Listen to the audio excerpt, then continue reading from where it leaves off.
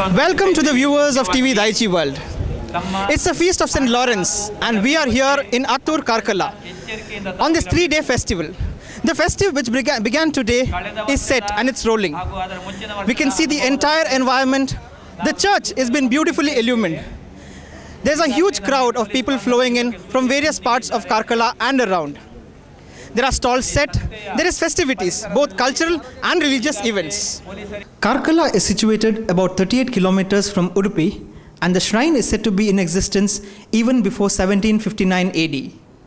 History tells us that the Christians of this place too were among those who suffered captivity of Tipu Sultan from 1784 to 1799 AD. The parish in those days was situated at a place about 7 kilometers away from this church that we see now. The festivities at Attur have painted the town red. There are loads of people coming in from all parts of the state. There's a festive atmosphere over here. Both cultural and religious events are taking place at the same time at the venue. The number of pilgrims to this place throughout the year, and especially during these days of the feast, is an evident proof that St. Lawrence does not dismay those who come to him in faith and devotion. The little shrine of St. Lawrence that is adjacent to the sacristy was built by Father Frederick P.S. Moniz in the year 1975. It is here that the miraculous statue of St. Lawrence is preserved. We have with us Father Arthur Pereira, the parish priest of this parish. Let us ask him about these festivities. See, we have the feast here from the 23rd, 24th and 25th of January, Tuesday, Wednesday and Thursday. So we have pilgrims who have devotion to St. Lawrence. They come here and pay their respects to him, as well as they come to appreciate the help that they have received from St. Lawrence through his intercession. And it is an occasion for all Christians as well as people of other religion to pay a visit to this shrine. This is historically quite famous since last 200 to 300 years, and the shrine has developed a lot. During these 3 days, we have, let us say, between 2 to 3 lakhs of people continually coming over here. So we have what are called, for Catholics, we have what is called confession. That is, people come to acknowledge their own sinfulness and make a determination to change their lives.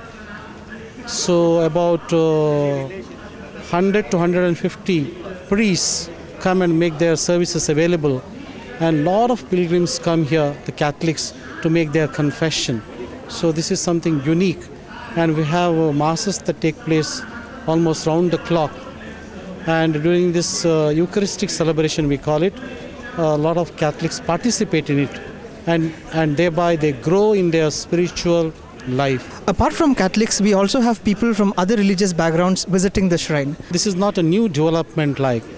We have people, say, let us say from Karkala, Attur itself, and even from the whole Taluk and the district, and even from Mangalore district, even from the Ghat section. A lot of people of other religion. In fact, you can't make out who is a Christian, who is a Catholic, who is a non-Catholic. It's just difficult to identify. And they fall in line. Let us say there is a queue. As you see here, they go and visit the relic of St. Lawrence. And they also go to the chapel to pray, and they also acknowledge the benefits that they have received, the favors that they have received. And this is the way they go about. The church honors St. Lawrence as a martyr. It is a great privilege to the people of Karkala to have him as their patron. Traveling 26 kilometers from Mudbelle to this place, this is indeed a momentous occasion for us. This group of around 40 people of all religions have come here walking all the distance.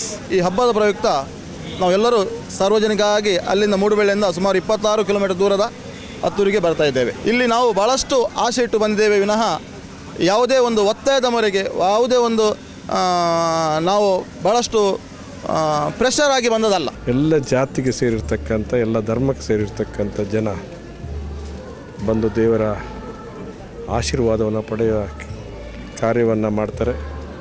With a lot of devotion, devotees light candles, visit the Pond of Miracles and do confessions, offer prayers and masses during this festival.